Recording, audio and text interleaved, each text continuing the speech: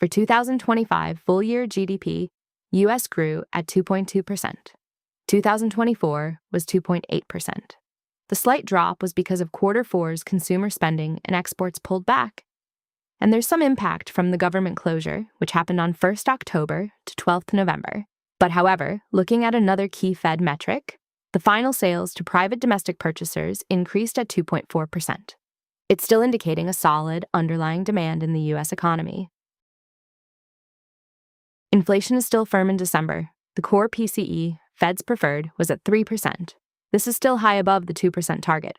Headline PCE is just a shy under 3% at 2.9%. Looking at the probability of rate cut, let's ignore the 40-50% ones. A meaningful figure is 70% probability, which will likely be on 29th July's Fed meeting.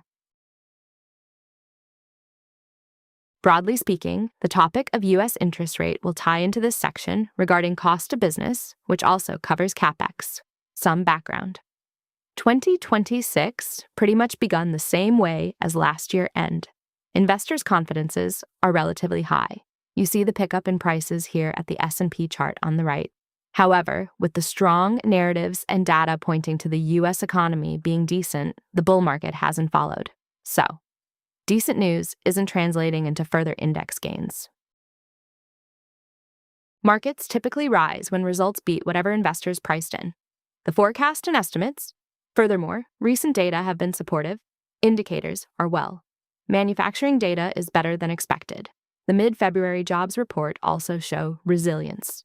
GDP, okay, full year at 2.2%. And many companies delivered quarter four earnings that are optimistic. The reason why market isn't breaking higher is simply this. Investors increasingly want evidence to show that today's massive AI spendings will translate to attractive returns. In simpler terms, they want clearer proof of returns. On the right, these four big tech-related companies are spending and have forecasted billions in Capex. Capex, like working capital, affects a company's cash flow and hence its valuation. So when you look at price and valuation, if valuation drops but price is still high for the time being, then that stock will not look attractive if that scenario drags on. The uncertainty in investors is translating to a rotation in the market. Towards the end of 2025 and beginning of this year, tech has been a laggard, especially when you look at the S&P 500 equal weighted index at the right. That's basically the same 500 companies, but each company is allocated with a fixed weight of 0.2% of the total index. The individual company's market cap is irrelevant. This equal weight index is at the price of over 8,000 versus the high 6,000 to low 7,000 when you compare with the traditional market cap weighted index. What this means is gains are coming from more average stocks because investors now they favor cheaper and cash flow oriented companies. And investors seem to be using big tech stocks as a source of funds to buy the smaller cap, cyclical companies, and commodities. In simpler terms, profit-taking exit from big tech and enter the smaller pockets of such companies and commodities, gold, silver, copper. But for the longer term, whenever smaller cap and lower quality stocks, which typically are more volatile, disappoint either revenue growth or earnings, very often the money will shift back towards quality and financially strong companies. Those with solid profits, steady earnings, and healthier balance sheet, well-managed debt in the capital structure. Looking at Morningstar's top 10 blue chips, picks at the list at the right, these are companies that are typically financially strong. Now rotation is happening for the time being. But when sentiments change, when the lower quality and more volatile stocks start to disappoint, you'll likely see a rotation to financially strong companies. Over the weekends, the Supreme Court struck down Trump's tariffs agenda related to the IEEPA. Currently, the law says that the president doesn't have the authority to impose such tariffs, and Trump must point to clear Congress authorization, which he cannot. Until date, at the picture at the right, it's estimated that U.S. tariffs totaled about $175 billion, and it's unclear whether this amount needs to be refunded to the respective companies that paid. The Federal Trade Court and Federal Appeals Court both found Trump's IEEPA tariffs illegal. Many of Trump's tariffs were enforced by the International Emergency Economic Powers Act, which generated a lot of U.S. tariffs revenue last year. However, IEEPA does not explicitly mention tariffs. It only allows President to regulate importation of foreign property transactions to deal with extraordinary threats.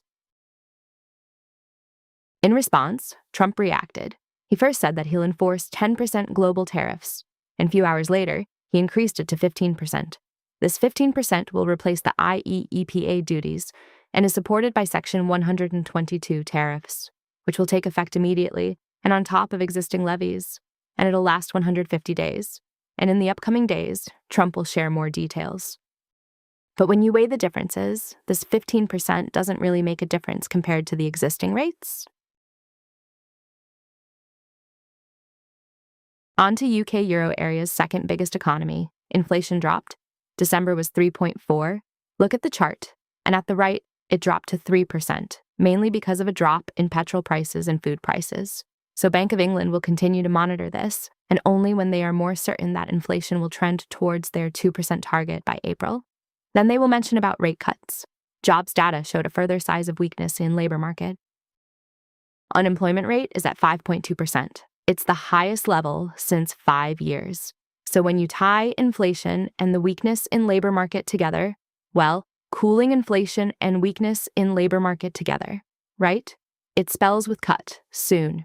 Economists are expecting BOE to cut interest rates sometime in March or Q2. And one more thing, growth in UK at the full year number is a 1% figure. But Q4 last year versus Q4 in 2024 only grew a 0.1%. So again, all of these adds up to a potential interest rate cut soon. Japan has good news. Its inflation fell to 1.5%. It's the lowest since 4 years ago. If you look at the bar chart at the right, inflation was above 2% for 45 straight months until the latest one. The declines were driven by drop in food prices and petroleum products.